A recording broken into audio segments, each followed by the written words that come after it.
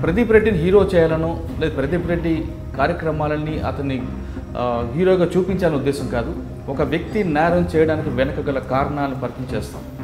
ఆ వ్యక్తి ఎందుకు నేరాల బాట పట్టాడని పరిచయం చేస్తే మిగతా వ్యక్తులు కానీ మిగతా వ్యవస్థ కానీ ఆ వ్యక్తి వెళ్ళే దారి వైపు వెళ్లకుండా ఉండాలని పరిచయం చేయడమే ఈ కార్యక్రమం ఉద్దేశం.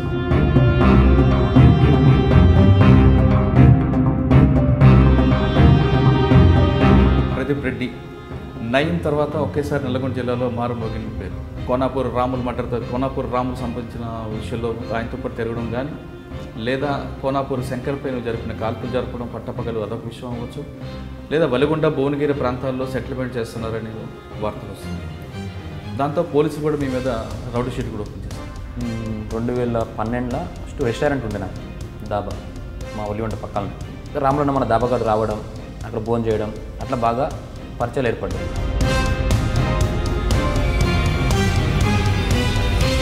వాస్తవానికి రౌడీ షీట్ అంటే ఒకటి ఏంటంటేనా, రోడ్డు మీద పోయి జనాలను కొట్టి తీసుకోండు, పైసలు తీసుకోండు, షాపులలో బెదిరించుడు, ఏం లే అమాయకుల దగ్గర గుంజుకొని తినడు, అరాచకం చేస్తాం, వాళ్ళని రౌడీ షీట్ అంటారు. నయంకి కోనాపూర్ శంకర్ సహకరించాడు కాబట్టి నయం అనుచరులతో కోనాపూర్ రాములు చంపినందుకు అతని శిష్యుడిగా మీరు కసి తీర్చుకున్నారనేది ఒక వార్త వచ్చింది. అట్లా వేయాలనుకుంటే రాములు బతుకున్నప్పుడు మేము ఏమైనా ఏదు, సంభాషణ చంపినప్పుడు రాములు బతుకున్నప్పుడు ఏమైనా ఏదు.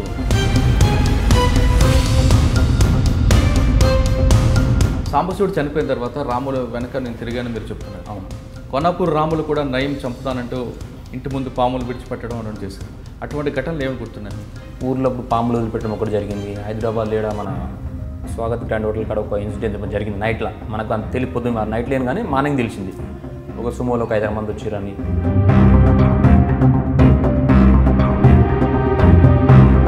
తర్వాత చూసి చనిపోయిందని తెలిసింది. ఒక 15 రోజులు బాధపడ్డాం, చాలా బాధపడ్డాం.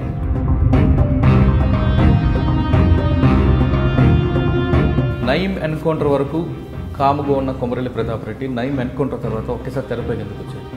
అంతమంది కూడా నేనేం లోపల దాచిపెట్టుకోలే కదా, నేను బయటనే ఉన్నా. నార్మల్ ఉన్న పేషీలోకి వస్తుండేది, మన సిఏ గారు బాలగంగేడి సార్ని కలుస్తుండేది. శంకర్పై కాల్పులు జరిపినందుకు నయం ఏమైనా మీ మీద టార్గెట్ చేశారు? నేను ఒకటే అనుకున్నా, ఆల్రెడీ బదనం పడ్డది నా బట్టి. ఆ రోజు రామలన్నతో వాళ్ళు నేను ఉన్నా కానీ ఆ రోజు పోతే నేను కూడా పోతున్నాయి, ఇది బోనస్ లైఫ్ అనుకున్నా అంతే. నేను వాస్తవానికి నేను ఏమైనా చేయాలంటే నేను పోను, చేయాలంటే చేపి సోడుతున్నా. కానీ మటర్ ఎలా జరిగింది చెప్పండి. మామూలుగా కట్టెలతోనూ బ్యాటర్తో కొట్టిరన్నారు. తర్వాత తెలిసింది మనకు కట్టెలతోనూ బ్యాటర్తో మనకు క్లారిటీ లేదు. పిఎస్సి పోయిన తర్వాత తెలిసింది. అసలు అది కూడా ఏంటంటే అప్పటికి నా మీద ఒక కేసు అయింది కదా. నయం చనిపోయిన తర్వాత నల్గొండ జిల్లా వాసిగా మీ అభిప్రాయం? అంతా ప్రశాంతంగా ఉంటుంది జనాలంతా. అందులో మేము ఒకరు మాలాంటి వాళ్ళు చాలామంది కూడా. చాలామంది పబ్లిసిటీ కోసం నేరాలు పడుతుంటారు. మీరు ఈ పబ్లిసిటీ కోసం పట్టారా, అది ఆకస్మికంగా అందులో దిగిపోయారు ఊబిలో? మామూలుగా అది వాడంతే, అది రాగానే రౌడీ షీట్ అంటే ఆ షీట్ అంతే రౌడీజం చేసిన అనుకుంటారు. తెలిసిన వాళ్ళకి అర్థమైతే తెలియని వాళ్ళకి అర్థం కాదు అంతే. అయితే ఏంటంటే ఒక రౌడీ షీటర్ అని, ఒక మర్డర్ చేశారని, ఇటువంటి నేరాలు రావడం, మీకోసం పోలీసులు వెతుకులాటం, అటువంటి సమయంలో మీ నాన్నగారు ఎలా సఫర్ అయ్యారు? ఆయన ఒకటే నమ్మిండు, మా వాడైతే అట్లా చేయడు. ఆ విషయంలో ఫుల్ సపోర్ట్ చేసేది. నువ్వు తప్పు చేయలే కదా, నువ్వు తిరుగు, ఇక నీకు ఏడికి రాసి ఉంటే కానీ బతువు, ఉంటుంటావు పోతావు. సొసైటీలో ముద్ర నుంచి బయటపడడానికి మరి ఏం చేయాలి? రౌడీ షీట్లు కొంతమంది హైదరాబాద్లో లోకల్ రౌడీ షీట్లు ఉంటారు, వాళ్ళ లెక్క ముద్ర నాకు పర్లేదు. నేను అట్లా ఎప్పుడు ఫీల్ అవుతలేను. సరే ముద్ర ఉందేమో కానీ అట్లాంటి ముద్ర నాకు ఎప్పుడు లేదు. కోనాపూర్ శంకర్పై కాల్పులు జరపడం కేసులతో పాటు ఇన్నోవా కారులో ఆర్మ్స్ దొరకడం, గోదావరిలో మర్డర్ కేసు, ఈ 3 కేసుల్లో జైలుకి వెళ్ళినప్పుడు అప్పుడు జైలు జీవితం ఏమనిపించింది? పోయిన తర్వాత చీపులు పట్టుకున్న ఊకమన్నారు, బాత్రూమ్ కడగమన్నారు. నేను ఇప్పుడు ఈ బాత్రూమ్ కడిగినా ఈ చీపులతో నువ్వేమైనా ఊకినా లోపల ఏమైనా పని చేసినా కానీ నిజంగా తప్పు చేసిన అవుతా. ఒక గంటన్నర మొత్తం మా ఇద్దరికి ఆర్గ్యుమెంట్ అయింది, నాకు వాళ్ళ వాడని ఉంటాడు.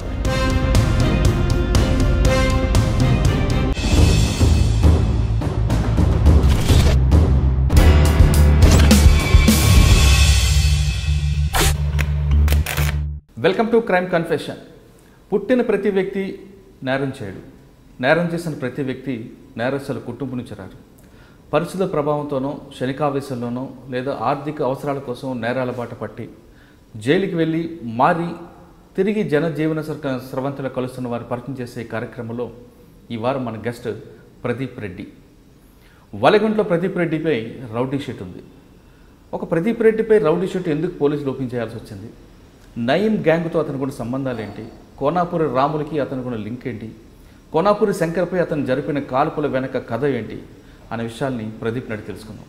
అయితే దీనికన్నా ముందు ప్రదీప్ రెడ్డిని హీరో చేయాలనో లేదా ప్రదీప్ రెడ్డి కార్యక్రమాలని అతన్ని హీరోగా చూపించాలనే ఉద్దేశం కాదు.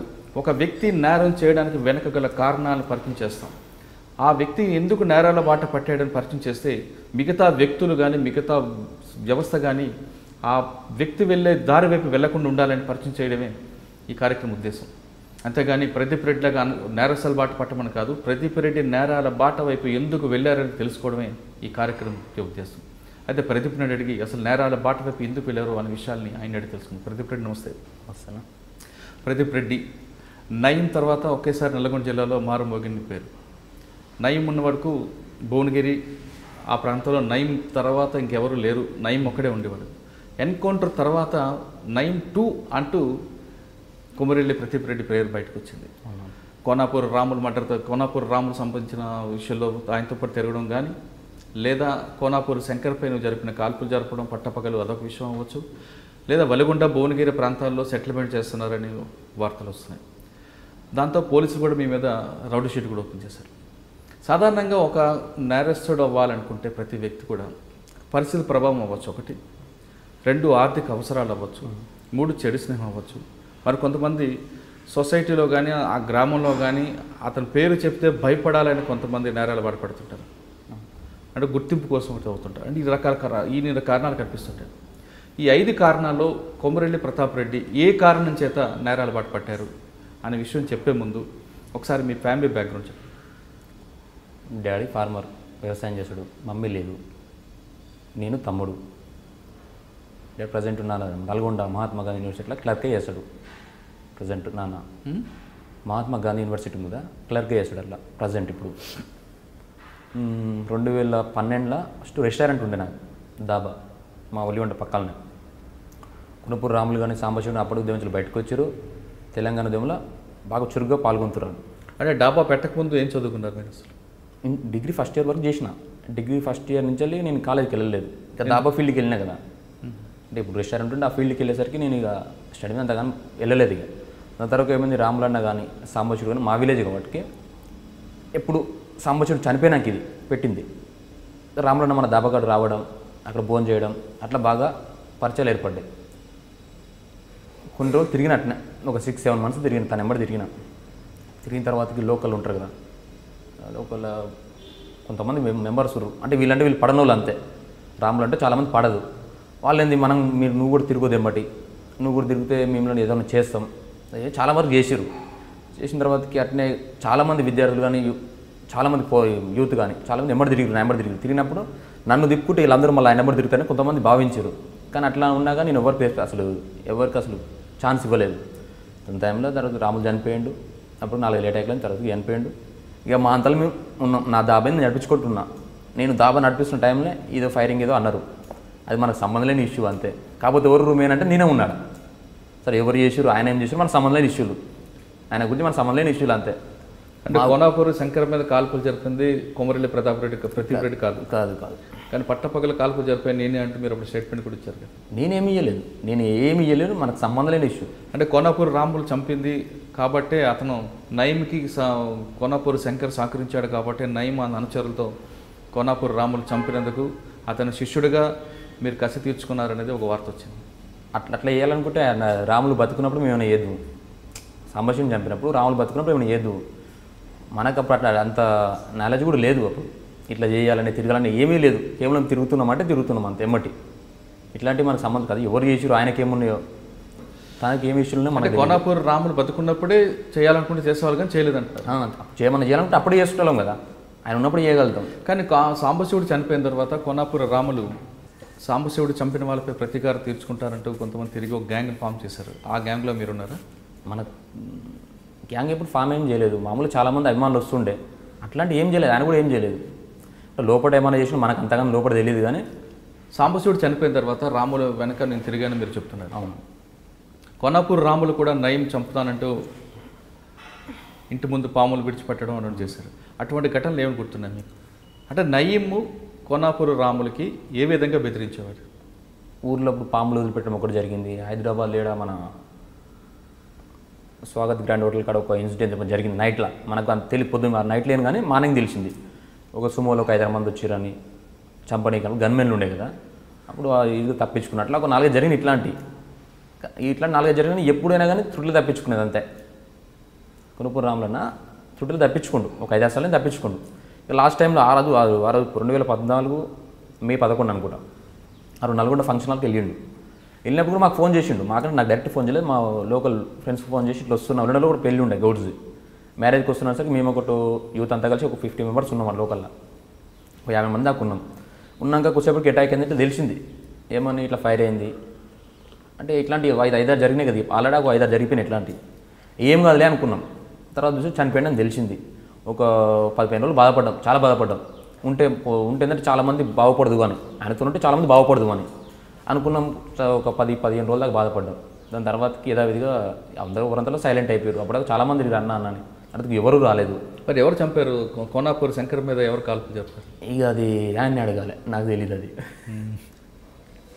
ఓకే, కొనాపూర్ శంకర్ కార్పుల విషయం పక్కన పెడితే ఇంకా అక్కడి నుంచి కొనాపూర్ రాములు చనిపోవడం తర్వాత నయీం ఎన్కౌంటర్ అవ్వడం, నయీం ఎన్కౌంటర్ వరకు కాముగా ఉన్న కొమరెల్లి ప్రతాప్ రెడ్డి నయీం ఎన్కౌంటర్ తర్వాత ఒకేసారి తెరపైకి ఎందుకు వచ్చారు? అంతమంది కూడా నేనేం లోపల దాచిపెట్టుకోలేదు కదా, నేను బయటనే ఉన్నా. నార్మల్గా పేచీలోకి వస్తుండేది, మన సిఏ గారు బాలగంగేడి సార్ని కలుస్తుండేది, పేచీలోకి వస్తుండే, అటెండ్ అయిపోతుండేది. ఎందుకు పేషీకి ఎందుకు రావాల్సి వచ్చింది? ఏ కేసు? కోర్టు కదా అదే. ఇప్పుడు శంకర్ కేసే నా మీద పెట్టారు కదా, ఫస్ట్ కేసు అదేనా? అదే కేసు. నాకు ఇంతమందికి ఎలాంటి కేసులు లేవు. ఇంకోటి నేను వాటి చిన్న ఏమైనా అన్నారు కదా, సెటిల్మెంట్ అవి అన్నారు కదా, ఎట్లాంటి దాంట్లో ఒక చిన్న గజం దాంట్లో నేను ఇన్వాల్వ్ అయి ఉంటే దేనికైనా రెడీ. ఓకే, అంటే కొనాపూర్ శంకర్ మీద కాల్పులు ఆ కేసులో మీరు కోర్టుకు రావడం తప్ప ఇంకేలేదు? వేరేది. శంకర్పై కాల్పులు జరిపినందుకు నయీం ఏమైనా మీ మీద టార్గెట్ చేశారా?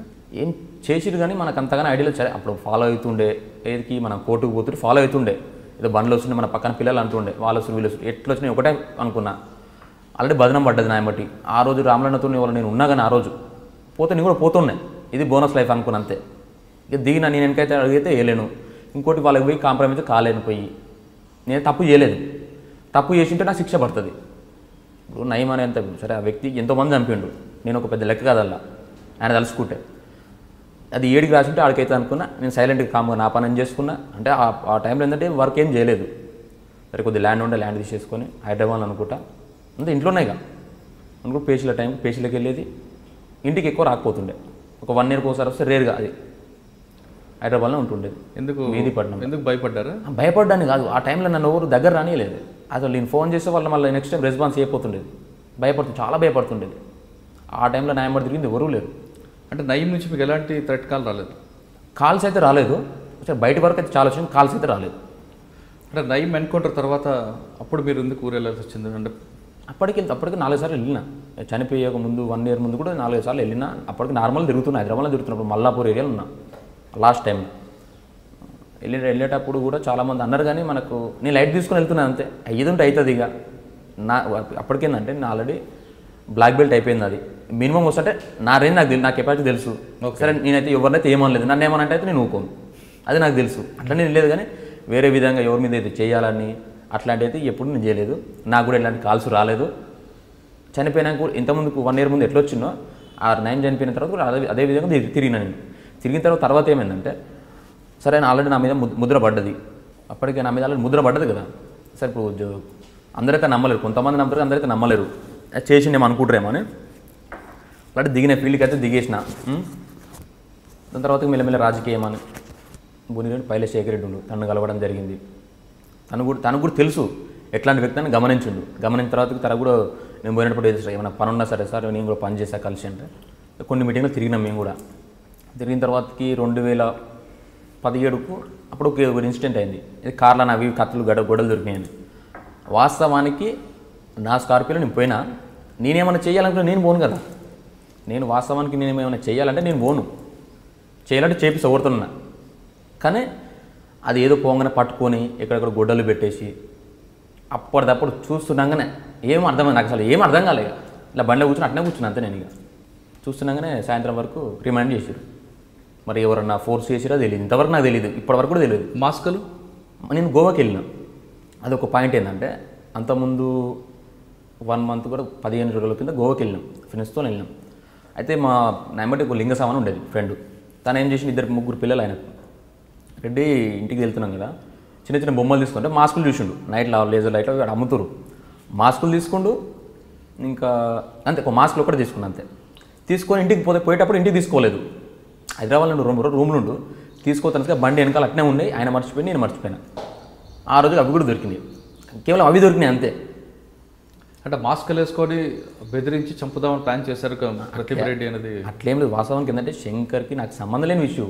అప్పుడు తనకు కూడా తెలుసు. తను ఏమని చేయాలని నేను వాస్తవానికి నేనే ఆయన ఏమైనా చేయాలనుకుంటే ఆయన కూడా నా మీద ఏమైనా చేద్దు కదా. అంటే ఎవరి కోసం అనేది పోలీసుల ఉద్దేశం? ఎవరు చంపడానికి ప్రదీప్ రెడ్డి స్కెచ్ చేశాడు?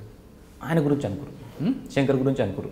శంకర్ గురించి తన గురించి అనుకోరు. నన్ను అడిగిరు, నేను క్లారిటీ చెప్పినా కానీ మనకు కేసు అయితే పెట్టేసారు. ఆమ్సెట్కి ఏదో కేసు పెట్టారు. వెళ్ళిన 2 months ఉన్న లోపల బయటికి వచ్చిన ఎప్పటికీ నా మీద అలాంటి షీట్ ఓపెన్ చేశారు. ఎక్కడ అసలు వాస్తవానికి రౌడ్ షీట్ అంటే ఒకటి ఏంటంటేనా, రోడ్డు మీద పోయి జనాలను కొట్టి తీసుకోండు, పైసలు తీసుకోండు, షాపులలో బెదిరించుడు, ఏం లే అమాయకుల దగ్గర గుంజుకొని తినడు, అసలు అరాచకం చేస్తే వాళ్ళని రౌడ్ షీట్ అంటారు. అప్పుడు రౌడ్ షీట్ ఓపెన్ చేయాలి. నేనేం చేసిన అట్లాంటి నేనేం చేయలే కదా. వాస్తవానికి నా ఏమైనా తిన్నా కూర్చున్నా అంటే నా ల్యాండ్స్ని అమ్ముకుని, ఇప్పుడు నా లేకుండా నా ల్యాండ్ అమ్ముకొని తిన్నా కానీ ఇంకొకరి దగ్గర నేను ఒక 1 రూపీ కూడా తీసుకోలే, అప్పు కూడా తీసుకోలే. ఒక్కని బెదిరియలు నా ఇంతవరకు చెప్తాను కదా. ఇట్లా వీళ్ళు మా వాళ్ళు చాలామంది ఫోన్ చేస్తారు, నాకు గిర చిన్న సమస్య ఉంది ఫోన్ చేయంటే నేను అనేది నేను చిన్న సమస్య ఫోన్ చేసినా కానీ అది బెదిరించారు అంటారు నన్ను. ఆ బదనం నాకు వద్దు. వాస్తవానికి రౌడ్ షీట్ అంటే నేను ఏం రౌడ్ షీట్ చేసినా ఎట్లాంటి రౌడ్ షీట్ నేను చేయలేదు, ఎవరిని బెదిరియలేదు. కేవలం ఏంటంటే సాంబశివుడు రాములు పార్టీలో పనిచేసారు, తెలంగాణ ఉద్యమంలో పనిచేసారు. వాళ్ళు ఏంటంటే వాళ్ళు చాలామంది తిరిగారు. సరే ఇప్పుడేమో సైలెంట్గా ఉండొచ్చినా చాలామంది తిరిగారు. ఎందుకు తిరిగారు? వీళ్ళు జనాల గురించి కొంచెం మంచి చేసిరని తిరుగురు. మా ఊరు మా ఏరియా కాబట్టి మేము కూడా తిరిగినాం. మా నల్గొండ ఏరియా కానీ కల్చర్ అట్లాంటి కల్చర్ అట్లా ఆడనే పుట్టినా నేను. ఆయన తర్వాత నాకు అవగాహన ఉంటుంది కదా. అట్లా తిరిగినా వేరే ఉద్దేశం పైసలు సంపాయాలని. వాస్తవానికి ఇప్పుడు కొనుపూరు రాములలో ఫ్యామిలీ ఉంది. ఆయన అనుకున్నారు అప్పుడు 1000 కోట్లు 2000 కోట్లు ఆడేదో మస్తు సంపాదించి అన్నారు. వాస్తవానికి వాళ్ళ దగ్గర సింగిల్ ఎన్పీ లేదు. ఇప్పుడు ప్రజెంట్ చిన్న సింగిల్ బెడ్రూమ్లు ఉంటారు వాళ్ళు. నేను రోజు చూసినా కూడా నాకు తెలుసు కదా. చూసినా కూడా నాకు తెలుసు వాళ్ళు ఎట్లా పరిస్థితుందో. బయట వాళ్ళు ఏమనుకుంటారు 1000 కోట్లు సెటిల్మెంట్ ఇవి చాలా చెప్తుంటారు. ఇప్పుడు ఈడికి రానికి కూడా కారు మా ఫ్రెండ్దే.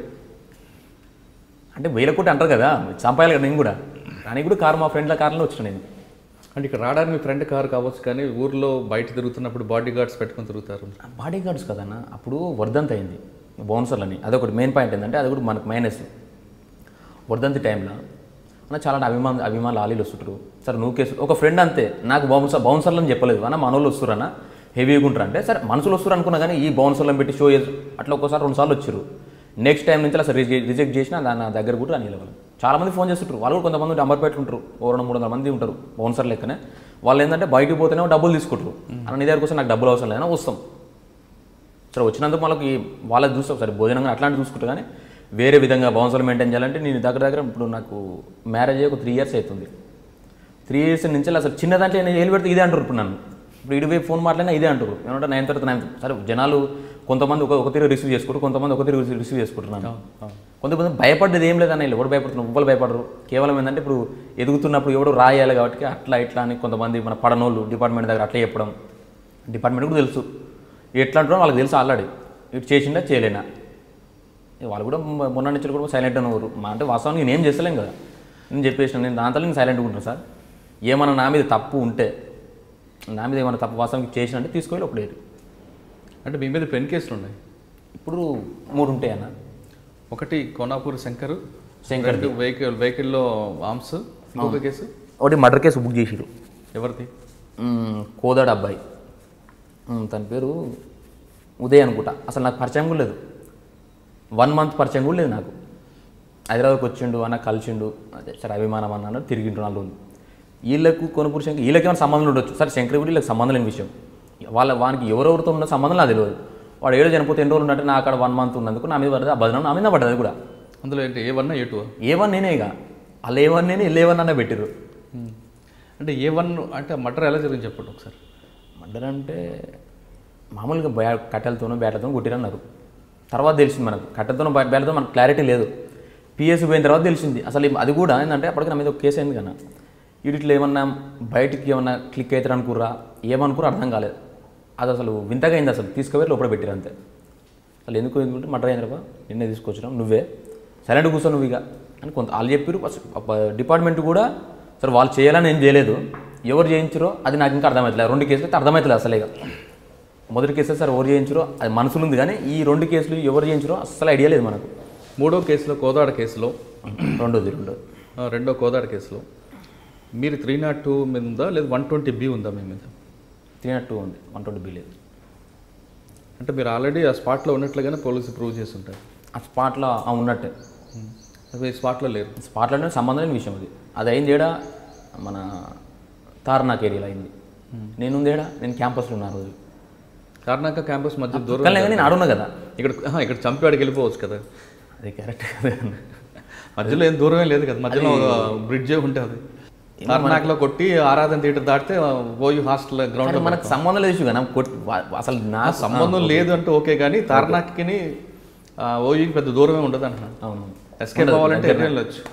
ఆరాధన థియేటర్ గోడ దాటామంటే స్టార్ మన ఓయూ గ్రౌండ్స్లో పడతాం. అవునవును, కానీ మనకు సంబంధం లేదు ఇష్యూ అన్నది. ఓకే, సంబంధం లేదంటే కోర్టు డిసైడ్ చేస్తుంది. కోర్టు ఉంది, న్యాయస్థానాలు వాళ్ళు అలా తెలుసుకుంటారు. నేను నయీం చనిపోయిన తర్వాత నల్గొండ జిల్లా వాసిగా మీ అభిప్రాయం ఏంటి? అభిప్రాయం అంటే జనాలు లేక మనం ఆలోచిస్తామన్నా. కొంతమంది అయితే లోకల్లో తిరిగేట, కొంతమంది భయపడి తిరిగేది అప్పట్లో. ఇప్పుడు ఫ్రీడమ్ తిరుగుతారు అంతే. ఇప్పుడు డిపార్ట్మెంట్కు చాలా స్టిక్ ఉంది కాబట్టి లోకల్లో మాత్రం ఎలాంటి జరగట్లేదు, అంతా ప్రశాంతంగా ఉంటారు జనాలంతా. అంటే అందులో మేము ఒకరు మాలాంటి వాళ్ళు చాలామంది కూడా. నయీం ఉన్నప్పుడు అరాచకాలు ఏ విధంగా ఉండేవి అక్కడ? అరాచకాలు అంటే చాలా ఉండేవన్న, చాలా చేసేది చాలా ఉండే. మన నోటితో చెప్పాల్సిన అవసరం కూడా లేదు, తెలుసు, మీకు కూడా తెలుసు. వల్లిగొండ వాసిగా చెప్పండి. మా ఏరియాలో అంటే భయపడుతుండేది ఎవరైనా సరే. నయీం ఉన్న టైంలో మా ఏరియాలో భయపడుతుండే. సరే లోకల్లో కానీ కదా ఎక్కడన్నా నడిచేది కదా. మనకేంటంటే ఇక అంత పెద్ద టచ్ అంటే వాళ్ళ మనసులో ఉండేది, కానీ అంతగానం ఎవరు లోకల్ చేస్తుండే మనం పట్టించుకోకపోతుండే. మన తెరువు అయితే రాకపోతుండే. మన తెరువు వచ్చి ఏమైనా చేస్తే మనం ఏమైనా ఇన్వాల్వ్ అవుతుండే. మన తెరువు రాకపోతుండే. ఫస్ట్ కొద్దిగా ఏమో మామూలుగా మాట్లాడారు, తర్వాతకి ఎవరంతలో సైలెంట్ ఊరు అంతే. ఇక నయీం చనిపోయిన తర్వాతకి ఎవరు లేరు ఇప్పుడు. కోనాపూర్ రాములు అనుచరుగా ముద్రపడిన ప్రదీప్ రెడ్డి వైపు నయీం ఎందుకు చూడలేదు? అంటే నయీంతో మీరు కాంప్రమైజ్ అయ్యారా? అట్లేం లేదన్నా, ఏమో అదే నాకు అర్థం కాదు ఇంతవరకు. సరే నయీం తలుసుకుని నేను పెద్ద ఏం కథ కాదు ఆ టైంలో. ఈ టైంలో ఆ టైంలో ఒకటే, కానీ మరి తిరిగి అన్నారు మరి నా కిస్మత, నేను దొరకలేనా, అది నాకు ఇంకా అర్థమవుతలేదు. సరే, ఇప్పుడు మీ మీద 3 అక్రమ కేసులు ఉన్నాయని మీరు చెప్తున్నారు. అది అక్రమ కేసులా సక్రమ కేసులా కోర్టు ఉండే. అవును, ఓకే. కానీ చాలామంది నేరస్తులు మీ ఫస్ట్లో అడిగిన క్వశ్చన్ ప్రకారం చాలామంది పబ్లిసిటీ కోసం నేరాలు పడుతుంటారు. మీరు ఈ పబ్లిసిటీ కోసం పట్టారా, అది ఆకస్మికంగా అందులో దిగిపోయారు ఊబిలోకి? అన్న ఎట్లా అంటే మీరు అన్నారు కదా, ఒకటే నేరాలు ఉంటే ఒకసారి బాధ అనిపిస్తుంది నాకు కూడా. సరే రాగానే ఫస్ట్ ఏమన్నా మీరు రౌడీ షీట్ అన్నారు. సరే వాసు వీడన్నా కానీ పిఎస్లో పోయినా అని అంటారు. మామూలుగా అది వాడు అంతే, అది రాగానే రౌడీ షీట్ అంటే ఆ షీట్ అంతే రౌడీజం చేసినా అనుకుంటారు. తెలిసిన వాళ్ళకి అర్థమైతే తెలియని వాళ్ళకి అర్థం కాదు అంతే. అయితే ఏంటంటే ఫస్ట్ టైంలో అసలు ఎట్లా ఊబిలోకి ఎట్లా మామూలుగా నేను చేసేది రియల్ ఎస్టేట్ చేసుకోవాలి. రియల్ ఎస్టేట్ ఉన్నా అప్పటికి మనకు దాబా ఉండేది, రెస్టారెంట్ ఉండేది. అది చిన్నగా నడిచేది. సరే నెలకి ఎంత వచ్చిన ఇన్కమ్ వచ్చినా అది నడిచేది. అప్పటికి నా బ్లాక్ బెల్ట్ అయిపోయింది, కరెక్ట్ బ్లాక్ బెల్ట్ అయిపోయింది. నేను కూడా ఏమనుకున్నా అంటే ఆర్మీకి సెలెక్ట్ పిఎస్కి అంటే ఈ ఆర్మీలో బాగా ఇంట్రెస్ట్ ఉండే. అప్పటికి 3-4 ఈవెంట్స్కి వెళ్ళిపోయినా. ఈవెంట్స్ వచ్చినాయి, ఏమన్నా హకీంపేటలో పోయినా సిఆర్పిఎఫ్ అది వచ్చింది, ఎక్సైజ్ వచ్చింది, ఆర్మీలో వచ్చింది, ఎగ్జామ్లో పోయింది. రెడ్డి కాబట్టి రిజర్వేషన్ తక్కువ ఉంటుంది కాబట్టి పోయింది నాది. నేను ఆ రూట్లో ఆలోచించాను, ఈ రూట్ ఎప్పుడు ఆలోచించాలి. నేను ఆలోచించి మొత్తం డిపార్ట్మెంట్లో జాయిన్ కావాలి, ఎస్ఐగా ఉండాలి, లేకపోతే ఆర్మీలో జాయిన్ కావాలి, ఇది ఉండే. కానీ ఎప్పుడు నేను ఈ ఫీల్డ్కి రావాలి, ఈ ఫీల్డ్కి రావాలి, ఇట్లా ఎదగాలంటే రాములు బతుకున్నప్పుడే నేను ఏదైనా చేస్తుంది. రాములు బతుకున్నప్పుడు ఏదైనా చేస్తుంది, రాములు బతుకున్నప్పుడే. కానీ ఈ తర్వాతకి ఏదో చేయాలని అది లేదని, అదంతా ఏంటంటే లోకల్ మస్తు చెప్పుకుంటారు, అదేంతా పడనలు చెప్తారు. మా ఏరియాలో ఇప్పుడు వచ్చాయని మీరు కనుక్కోండి, 100%లా 90% పలానోడు మంచోడురా అనట్రోలే. కానీ ఒక 10% అంటే వాళ్ళు దొంగలంగా మస్తుకుంటారు. కానీ అటు మీరు కనుక్కున్న తర్వాత అడగను అంతే. అంటే ఒక సామాన్య రైతు కుటుంబంలో పుట్టిన ప్రదీప్ రెడ్డి అవును, ఏదో డిగ్రీ చదువుకుంటూ ఒక వ్యాపారం చేసుకుంటూ సాధారణ కుటుంబంలో వెళ్తున్న మీ ఫ్యామిలీలోకి ఒక రౌడీ షీటర్ అని, ఒక మర్డర్ చేశారని, ఇటువంటి నేరాలు రావడం, మీకోసం పోలీసులు వెతుకులాటం, అటువంటి సమయంలో మీ నాన్నగారు ఎలా సఫర్ అయ్యారు? అంటే మన గురించి అంటే పోలీసులు అయితే ఎప్పుడూ వెతకలేదు, నార్మల్గా అయిపోయినాయి. పోలీసులు వెతకపోయినా మేము ముద్ర పడిన విషయం తెలిసిన తర్వాత మీ నాన్నగారు ఎలా ఉన్నారు? ఆయన ఒకటే నమ్మిండు, మావాడైతే అట్లా చేయడు. సరే చేసిన మామూలు కొట్లాటలు పంచాలంటే వేరు, కానీ ఇట్లా అయితే ఇంత పెద్ద క్రూరంగా చేయడు. వీడు దేనికి ఆశించాడు, డబ్బులకి ఎప్పుడైతే ఆశించాడు ఏమన్నా కానీ అని ఫుల్ సపోర్ట్ చేసింది నాకు. ఆ విషయంలో ఫుల్ సపోర్ట్ చేసేది. నువ్వు తప్పు చేయలే కదా, నువ్వు తిరుగు, ఇక నీకు ఏడికి రాసిపెట్టే గానే బతావు, ఉంటుంటావు పోతావు అంతే డైరెక్ట్ చెప్పేది. భయపడపోతుండే, నువ్వు అట్లా అలా వేరే పేరెంట్స్ ఉంటారు ఎట్లా అంటే భయపడుతుంటారు. ఆయన భయపడి నేను భయపడతాను అనుకో, ఆయన అదే ఒకటే చెప్పేది, నువ్వు ఎట్లన్నా తిరుగు, నువ్వు తప్పైతే చేసలేవు కదా, ఏదైతే ఉంటే అది అవుతుంది, బతుకుంటే బతుతావు, సచ్చంటే వస్తావు. అది ఏ విధంగా ఫుల్ సపోర్ట్ చేసేది ఆ విషయంలో.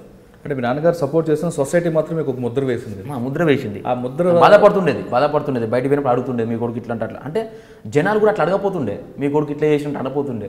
వాళ్ళు ఏంటంటే సరే జనాలకి ఏమర్థమని తెలియదు. కొంతమంది ఇప్పుడు సరే నయం వాళ్ళ బాధితులు చాలామంది ఉంటారు కానీ ఎవరన్నా కావచ్చు, వాళ్ళకి ఎట్లుంటుంది మంచి పని అయింది అనుకుంటారు. సరే వాళ్ళు ఏ విధంగా అర్థం చేసుకుని తెలియదు. నేను చేయాలని నాకు తెలుసు, జనాలు ఎందుకు కొంతమంది చేయాలని తెలుసు, కొంతమంది చేయాలని తెలుసు, ఈడని చేసి ఇంకోటి చేసి అనుకుంటారు, కొంతమంది నిజంగా చేసినా అనుకుంటారు. ఎవరు ఏమనుకుంటారు అది నాకు తెలియదు కానీ అంటే తెలియకపోయినా సొసైటీలో ముద్ర పడి ముద్ర నుంచి బయటపడడానికి మరి ఏం చేయాలి మనం?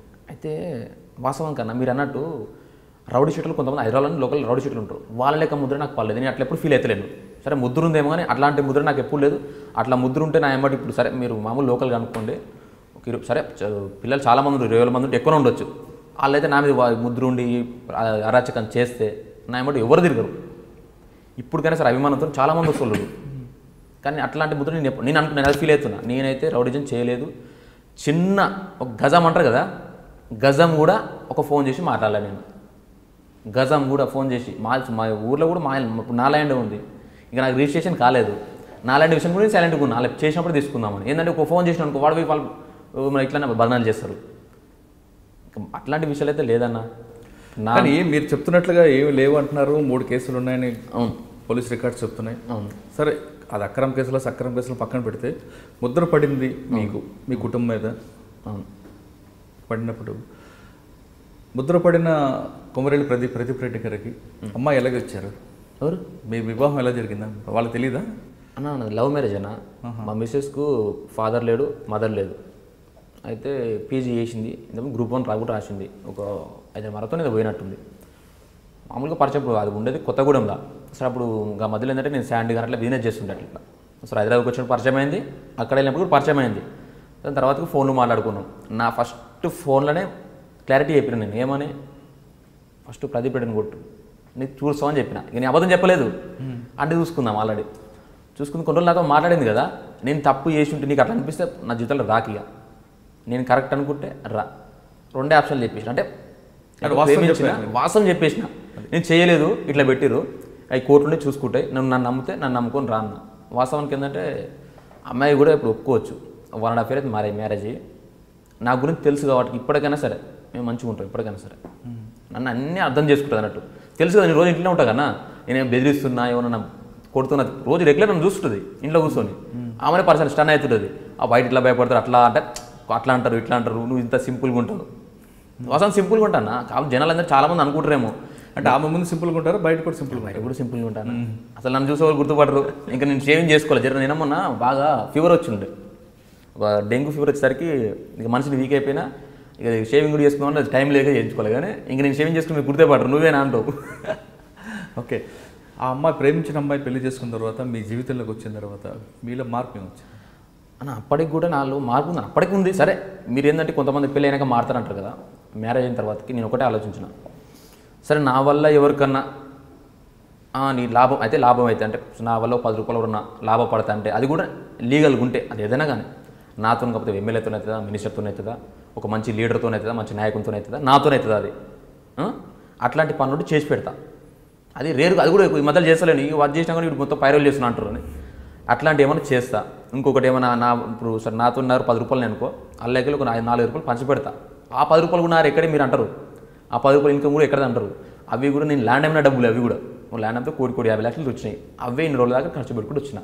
నిన్న మొన్న ఏంటంటే సరే మ్యారేజ్ చేసుకుని వీడు ఏం చేస్తారు, వాస్తవానికి ఏం పని చెప్పితే అందరూ ఏమనుకుంటారా, ఎక్కడి నుంచి వస్తున్నాయి మొత్తం పైలు వస్తుంటే ఈయనకేమైనా అనుకుంటారు. అందుకని ఈ మధ్యలో కూడా 2 బిజినెస్ స్టార్ట్ చేద్దామని చూస్తున్నా. 1 month తర్వాత మీరే చూస్తారు. ఇది ఇంకోటి ఏంటంటే ఇప్పుడు ఇది ఇలాంటికి వెళ్తే మనకు సంబంధం లేదు, ఎట్లాంటి దాంతో సంబంధం లేదు, అంత డిపార్ట్మెంట్ ఉంది, వాళ్ళు చూసుకుంటారు, వాళ్ళకి తెలుసు నా గురించి.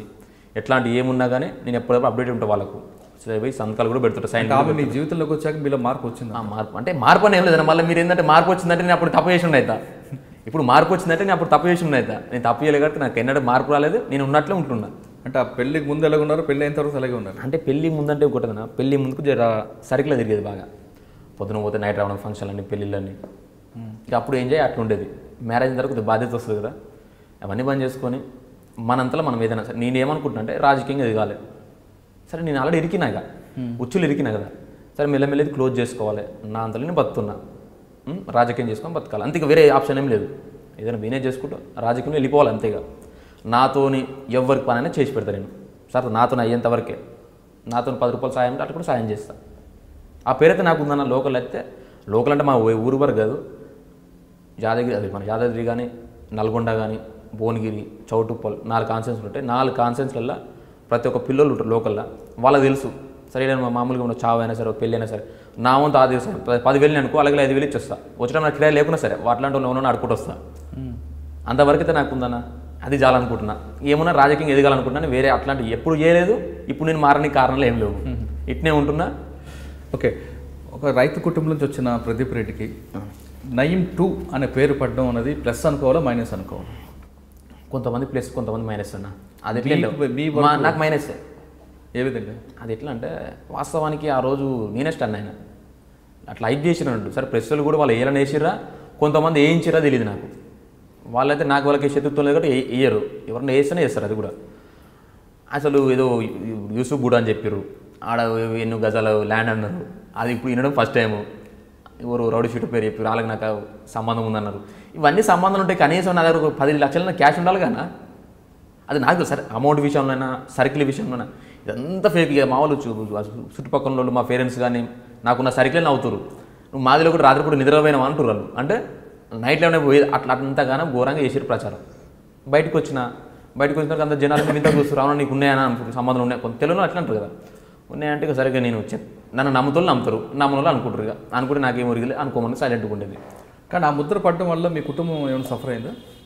సఫర్ అంటే మీ ఫ్యామిలీ కానీ ఇంకా బాధపడేదన్న వాళ్ళు బాధపడుతుండేది ఏంది ఇట్లా అయింది మంచిగా నేను మంచిగా ఉంటే ఏదైనా బిజినెస్ చేసుకుందు ఏదైనా ఇప్పుడు మామూలుగా అంటే మెయిన్ డాడీకి ఏంటంటే నేను డిపార్ట్మెంట్ వెళ్ళడం చాలా ఇష్టం అన్నట్టు ఆర్మీ కానీ ఇప్పటికీ మా డాడీ పేరు పోలీస్ రామరెడ్డి అంటారు. చిన్న అంటే హైట్ ప్రాబ్లం కాబట్టి జాబ్ రాలేదు. అదే నేను ఖచ్చితంగా నేను చేయాలి ఆ డ్యూటీ ఏదన్నా ఆర్మీ కానీ పోలీస్ కానీ నేను చేయాలి అని బాగా ఆయన ఇష్టపడేది. నేను కూడా అదే వెళ్ళిపోయాను దాని గురించి అన్నీ నేర్చుకున్నా. సరే కొన్ని విద్యలు కానీ ఆ రన్నింగ్ కానీ అవన్నీ బాగా ప్రాక్టీస్ చేస్తుండే. ఆ టైంలో ఏంటంటే ఇలా పడ్డా కదా ఇలా పడ్డాక నాకు వచ్చేటప్పుడు ఓవర్ ఇయర్. కానీ నయీం 2 అని పేరు రావడం వల్ల మైనస్ అని మీరు అంటున్నారు అది ప్లస్ అవ్వచ్చు కదా మీకు ఎందుకంటే ఒక ఫోన్ కొడితే డబ్బులు వచ్చి పడతాయి కదా. అంత లేదన్నా ఎవరిస్తారన్నా ఎవరు ఫోన్ కొట్టినా రూపాయి అయ్యాడు బ్యాలెన్స్ వేపిస్తే చాలా అంతే. మరి కోదాడ నల్గొండ వలిగొండ ప్రాంతాల్లో నయీం 2 అంటే ప్రదీప్ రెడ్డి పేరు ఉంది వినిపిస్తుంటారు. అది అంటారా అంత అది కరెక్ట్ కాదు మీరు కొద్దిగా రాంగ్ విన్నట్టు కొంతవరకు ఏదో మా లోకల్ అంటుండొచ్చు నయీం 2 అని కానీ దాంతో పేరు వచ్చింది కాబట్టి అట్లా అంటారేమో కానీ కోదాడ నల్గొండ దాకా ఉండొచ్చు కోదాడ నల్గొండ వరకు మరి ఫ్రెండ్స్ ఉంటారు కాబట్టి అంతే. కోదాడలో ఆల్రెడీ మర్డర్ కేసు ఉంది కదా అక్కడ సంబంధం లేదు కదా అక్కడ కేసు కాదు ఇక్కడదే కేసు అదేదో నా మీద నూపిరు. వాస్తవానికి ఏంటంటే ఆ అబ్బాయి కూడా బాగానే గుళ్ళలో తిరగడం అక్కడిక్కడ పంచాయలు పెట్టడం చాలా ఉన్నాయి అబ్బాయి మీద కూడా వాళ్ళు కూడా వచ్చి కేసు ఏం పెట్టలేదు. సో ఎవరు చేసారు అక్కడ నుంచి చేసారు ఇక్కడ నుంచి చేసారు ఆయనకి ఏం సంబంధం మనకు తెలియదు. కాకపోతే అంటే నా కర్మ ఏంటంటే ఆ టైంలో నేను ఉండడం నాకు అంటే ఆ రోజు కాదు ఆ నెల ముందు నేను కలవడం నాకు పెద్ద మైనస్ అయిపోయింది. ఆ పని నుంచి ఎవరు నమ్మతలేను నేను దగ్గర రాణిస్తలేను. ఆ ఇన్సిడెంట్ నుంచి ఏమో దగ్గర రాణిస్తలేదు. కొత్తగా వచ్చి నీ అభిమానాన్ని నేను అభిమానం కొద్దాం నీకు దండం ఆయన నువ్వైతే నా దగ్గర రాకు. వలిగొండలో డాబా పెట్టుకుంటూ బిజినెస్ చేస్తున్న ప్రదీప్ రెడ్డి కోనాపూర్ శంకరపై కాల్పులు జరపడం కేసులతో పాటు ఇన్నోవా కారులో ఆర్మ్స్ దొరకడం కోదాడలో మర్డర్ కేసు ఈ 3 కేసుల్లో జైలుకి వెళ్ళినప్పుడు దాదాపు 1.5 year 1 year లోపల 1 year ఉన్నారు. అప్పుడు జైలు జీవితం ఏమనిపించింది? చాలా నరకం అన్న మామూలు నరకం కాదు. ఎట్లా అంటే కొంతమంది తప్పు చేసిన వాళ్ళు వస్తారు వాళ్ళకు అసలు ఏం తెలియని వాళ్ళు వస్తారు ఆడికి 3 జాతీయులు వస్తారు. ఒకళ్ళంతా మిడిల్లో చేయరు చేసినట్టే ఉంటారు వాళ్ళు కూడా వస్తారు. 3 రకాల మనుషులు వస్తారు లోపలికి. అలా 2 ఉండాలి జైలు జీవితం మంచిగా గడపాలంటే పైసలు ఉండాలి మన పరపతన ఉండాలి లేకపోతే అలా సరే మామూలుగా బాత్రూమ్ గడిపేయడం కానీ ఊపియడం కానీ ఎట్లాంటి మనిషి అయినా సరే అన్నీ చేయాల్సిందల్లా. అట్లా ఒక 9-10 months దాకా ఒక 1 year దగ్గర 1 year ఉన్నా నేను జైల్లో సరే హాఫ్ కేసులో ఆ కేసులో వెళ్ళడం జరిగింది. ఏ జైలు? చెర్లపల్లి, చెంచలగూడ, నల్గొండ 3 జైలు చూసాను. 3 జైలు తిరిగిన. చూసిన అసలు ఏంటంటే కొంతమంది ఎట్లుంటారంటే ఆయన సర్కిల్ ఇప్పుడు కొంత యూత్ ఉంటుంది, వాళ్ళు ఏంటంటే మామూలుగా కాలేజీలో కూడా ఏదో అసలు ఇంక సంబంధమే ఉండదు ఆ విషయానికి, ఎవరు చేస్తారు ఏమవుతుంది అమాయకుడు బలవుతాడు. అట్లాంటి వాళ్ళని లోపల నేను చూస్తాను కదా, వాళ్ళ దగ్గర ఆర్థికంగా కూడా చాలా బ్యాక్ ఉంటారు, వాళ్ళ ఫ్యామిలీలో చేరబడం కానీ ఇవన్నీ జరుగుతుంటాయి కదా. ఏంటంటే ఇప్పుడు కొంతమంది ఇప్పుడు కాలేజ్ స్టూడెంట్స్ కానీ ఇట్లాంటి వాళ్ళు ఏంటంటే ఈ తిరుగుడు ఉంటుంది చూసినావు, బయట తిరుగుడు కొన్ని బంద్ చేసుకుంటే సెట్ అయిపోతారు. అనవసరం దాంట్లో పోయి కేసులలో ఇరికి అసలు ఈ రావద్దని వచ్చినాక చాలామంది బాధపడతారు. నేను లాస్ట్ చెప్పేది ఏంటంటే చాలామంది బాధపడతారు, కానీ ఇట్లాంటి దాంట్లోకి అసలు రావద్దు, జైల్లో జీవితం అస్సలు అనుభవించద్దు. జైలుకి వెళ్ళి వచ్చిన తర్వాత మీరు అంటే జైల్లో జీవితం చాలా నరకం అని మీరు చెప్తున్నారు. జైలు జీవితం పెద్ద గౌరవంగా కొంతమంది భావిస్తుంటారు, కొంతమంది యువత జైలుకి వెళ్ళి వచ్చిన తర్వాత హీరోగా ఎక్స్పోజ్ అవ్వడం, వాళ్ళకి జైలు దగ్గరకు అనుచరులు వచ్చి జైలు కొడుతూ తీసుకువెళ్ళడం జరుగుతుంటాయి. దాన్ని ఏ విధంగా అర్థం చేసుకో? అదొకప్పుడు అన్న, ఇప్పుడు కాదు, అది ఒకప్పుడు ఉండేది. అది ఎవరంటే వాళ్ళు మీరు వెళ్ళాక నన్ను అడిగిరా, క్వశ్చన్ అడిగి కదా, మీరు ఇది ఎందుకు ఇట్లా వచ్చారు అంటే ఇట్లా ఈ వేలు ఎందుకు వచ్చారు, వాస్తవానికి మీరు మిమ్మల్ని చూసి వాళ్ళు భయపడి నీకు అంటున్నాం. కొంతమంది ఏంటంటే అట్లా వేస్తే కొంతమంది భయపడతారు, సెటిల్మెంట్ చేసుకోవచ్చు, అట్లాంటి వాళ్ళు అది చేస్తారు. దానికి వేరే ఆప్షన్ ఉండదు, వేరే ఆప్షన్ ఉండదు. అట్లా చేస్తేనే బయటకు వస్తేనే 4-5 సెటిల్మెంట్ చేస్తే డబ్బులతోనే వాళ్ళ అనుచరులు వాళ్ళు బతకాలి కాబట్టి వాళ్ళు చూపించుకుంటారు. అది ఇప్పుడు చాలామంది మిగతా వాళ్ళకి అవసరం లేదు, నాలంటోనికి నాకైతే అవసరం లేదు అది. అట్లా కొంతమంది ఉంటారు, నేను పోయేది సరే నేను 3 months ఫస్ట్ దాంట్లో 4 months ఉన్నా. కేసునప్పుడు ఫస్ట్ రోజు పోయినప్పుడు నన్ను వింతగా చూసారు, అప్పటికి షేవింగ్ ఇట్లా లేదు, లైట్గా ఉంది అంతే. నన్ను చూసి ఎవరు నమ్ముతలేరు, నువ్వు చేసినావని అలా అనుకుర్రు. అరే ఇది అమ్మాయికి ఇరికిండా చేసిన చెల్లుకోనికి అర్థం కాలేదు. పోయిన తర్వాత చీపులు పట్టుకుని దూకోమన్నారు, బాత్రూమ్ కడగమన్నారు, అన్నీ చెప్తున్నారు. ఇక నేను ఒకటే ఫిక్స్ అయినా, నేను ఇప్పుడు ఈ బాత్రూమ్ కడిగిన ఈ చీపురుతో నువ్వేమైనా ఊకినా లోపల ఏమైనా పని చేసినా కానీ నిజంగా తప్పు చేసి ఉన్నాయి. ఒక గంటన్నర మొత్తం మా ఇద్దరికి ఆర్గ్యుమెంట్ అయింది. నాకు వాళ్ళ వాడని ఉంటాడు ఆయన, నేను చేయననే చేయాలని. సూపరింటెండెంట్ వచ్చిన తర్వాతకి వాస్తవానికి అయితే నేనేం తప్పు చేయలేను సార్. ఇంకోటి ఏంది, ఇప్పుడు నాకు ఆల్రెడీ ఇప్పుడు తీర్పు అయితే రాలేదు నా మీద, నేను ఇది కేసు ఇన్వాల్వ్ అయినా తెలీదు, తీసుకొచ్చి నన్ను లోపడేసారు, దీనైతే పని అయితే చేయనని చెప్పిన. ఒక అర్ధగంట సేపు ఆయన చూసిండు, వదిలిపెట్టరు అన్నాడు, సింగిల్ బ్యారెక్లు వేసారు. ఒక 4 నెలలు ఉన్నా అలా చాలామంది అమాయకులు వాళ్ళతోని అసలు మామూలు కాదు. అంటే డిపార్ట్మెంట్ ఏం చేయించదు, లోపల ఉంటారు కొంతమంది మీరు అన్నట్టు బెదిరిస్తారు, అట్లాంటి వాళ్ళు కొన్ని పనులు చేయించుకుంటారు. అంటే బయటకు వచ్చిన వాళ్ళు పబ్లిసిటీ కోసం డబ్బులు సంపాదించాలంటే ఊరేగింపులు ఉంటాయి, వాళ్ళకే ఉంటాయి. మీలాంటి వాళ్ళకి అవసరం లేదు, మనకి అవసరం లేదు. అంటే పబ్లిసిటీ లేకుండా మీరు సంపాదించుకోవచ్చు. సంపాదించుకోండి కదన్న, అట్లానే కాదు, మనకి ఆల్రెడీ పేరు ఉంది కదా, మరి పబ్లిసిటీ ఎందుకన్నా? పబ్లిసిటీ అనేది పేరున్నా కానీ మనకు అది ఏ పేరును బయట జనాలు తెలుసు కానీ ఇట్లా కూడా 2 రకాలు ఉంటాయి పేరు కూడా. ఒక రకమైనది భయపడే పేరు, వాడి నిజంగా భయపడిస్తాడు, మనకు భయపడిన అవసరం లేదు, అభిమానంతో వస్తారు మన దగ్గరికి అంతే. ఓకే, ఫైనల్గా చెప్పండి ప్రదీప్ రెడ్డి, చాలామంది యువత మీరు అన్నట్లుగా అన్ఎక్స్పెక్టెడ్గా కొన్ని ఇరికిపోతారు ఆ ఊబిలోకి. ఆ ఊబిలోకి వెళ్ళిన తర్వాత బయటకు రావడానికి చాలా ఇబ్బంది పడుతుంటారు. మీ స్టోరీని ఎగ్జాంపుల్ తీసుకొని మీరు అనివార్య కారణాలతో కోనాపూర్ రాములతో తిరగడం, అంతవరకు వ్యాపారస్తుడిగా ఉన్న ప్రదీప్ రెడ్డి కోనాపూర్ రాములతో తిరగడం వల్లే ఆ నేరాలు బాట పట్టారనే విషయం చాలా స్పష్టంగా తెలుస్తుంది. అంటే అక్కడి నుంచి స్టార్ట్ అయిన మీ లైఫ్ ఇప్పుడు రౌడీ షీట్ వరకు వచ్చింది. మీలాగే ఆ విధంగా తిరిగితే మిగతా వాళ్ళందరూ కూడా వాళ్ళు అదే ప్రాబ్లం ఫేస్ చేస్తారా, లేదా తెలివిగా తప్పించుకునే అవకాశం ఉందా? అందులో 2 అంశాలు ఉంటాయి. ఒకటి ఏంటంటే కొద్దిగా రాగానే సైలెంట్ తప్పుకుంటారు కొంతమంది మొత్తం అట్లా మొత్తం చిన్నగా ఉన్నాడు, కాలేజీ నుంచి ఉన్నాడు, పెద్ద రౌడీ షీట్ కూడా అవుతారు, ఇంకేమైనా అవుతాడు.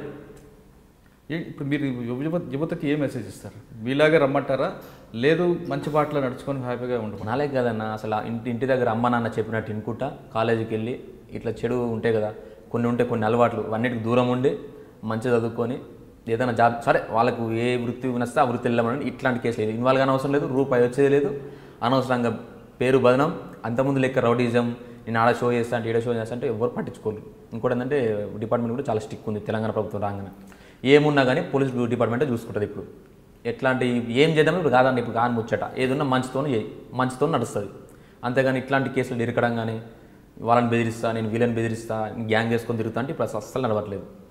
అంటే ప్రదీప్ రెడ్డి వాళ్ళ నాన్నగారి మాట వినకపోవడం వల్లే ఈ రూట్ ఎంచుకుని మా నాన్నగారు మాటని కదా, ఆయన మాట వినుకుంటేనే కదా, ఆ మాట వినుకుంటే ఒక 4 సంవత్సరాలు నాకు సరే అప్పుడు ఇంట్రెస్ట్ కూడా పెద్దగా, ఆయన మాటని 4 సంవత్సరాలు కరాటే నేర్చుకున్నా, 2 సంవత్సరాలు మామూలు ఈవెంట్ రన్నింగ్ ఇట్లా ఆయన మాటినా కదా. దాని తర్వాతకి ఒక 4-5 ఈవెంట్స్ కూడా పార్టిసిపేట్ చేసిన, కానిస్టేబుల్ కానీ ఆర్మీ కానీ. అటు వెళ్ళిన ప్రదీప్ రెడ్డి మరి కోనాపూర్ రాములు మార్గం ఎందుకు ఎంచుకున్నారు? అంటే ఎంచుకున్నట్టు మొత్తం జెండా పట్టుకొని తిరగలే కదా నేను. మా ఊరు కాబట్టి ఆయన వచ్చినప్పుడు ఫోన్ చేసినప్పుడు మా దాబా గడికి వచ్చి భోజనం మా దాబా దగ్గరనే చేసేది, బయట ఎక్కడ చేయపోయేది. మా దాబా దగ్గర చేసినప్పుడు తను రాగానే సరే మా ఊరు కాబట్టి మేము విలువిచ్చేది.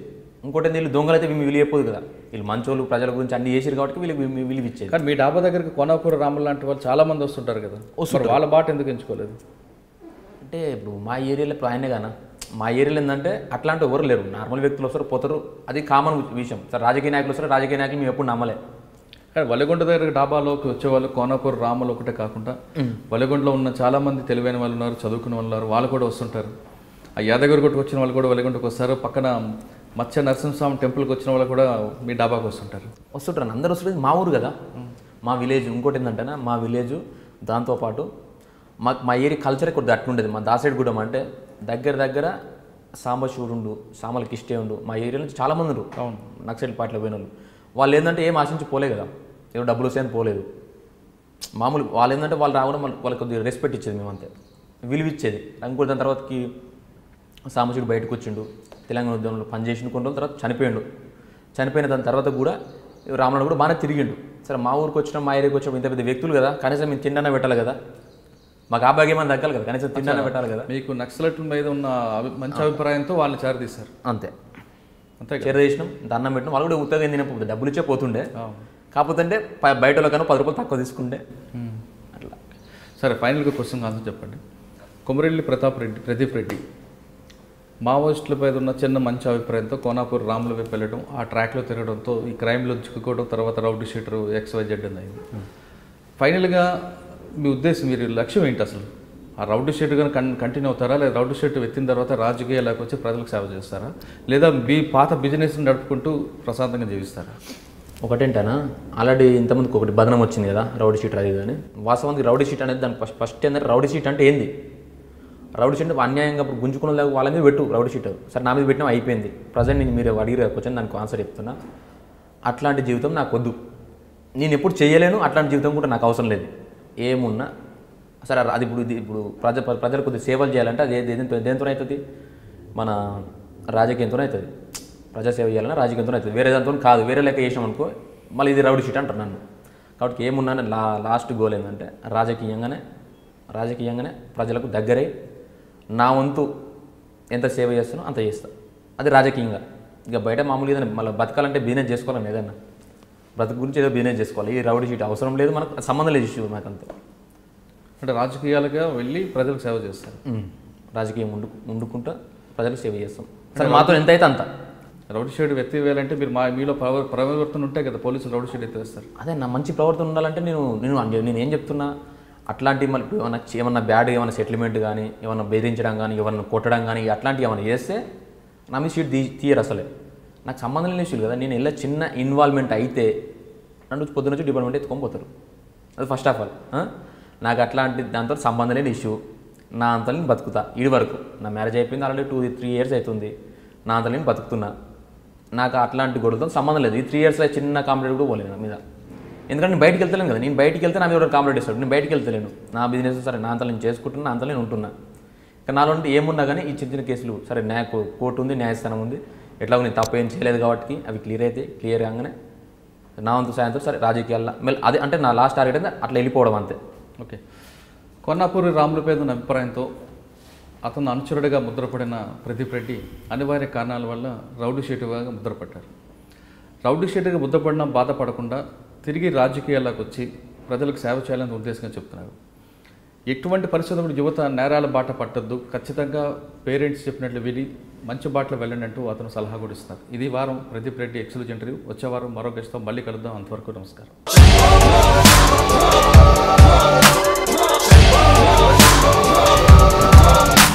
ఫోటోలో ఉన్న వ్యక్తి ఎవరమ్మా? మీ ఆయన చనిపోయారా? అయ్యో, ఎక్కడ పడితే అక్కడ ఏది పడితే అది వాగుతున్నాడని పోలీసులు నగర బహిష్కరణ చేశారండి. మొదటి భార్యని చేసుకున్నాక పిల్లలు పుట్టలేదని రెండో పెళ్లి చేసుకున్నారు. ఆవిడకి పుట్టలేదు. మూడోసారైనా తగులుతుందనుకున్నా, తనకే పుట్టలేదు. ఆయన దగ్గర బాణం ఉంది కానీ దానికి పదును లేదురా.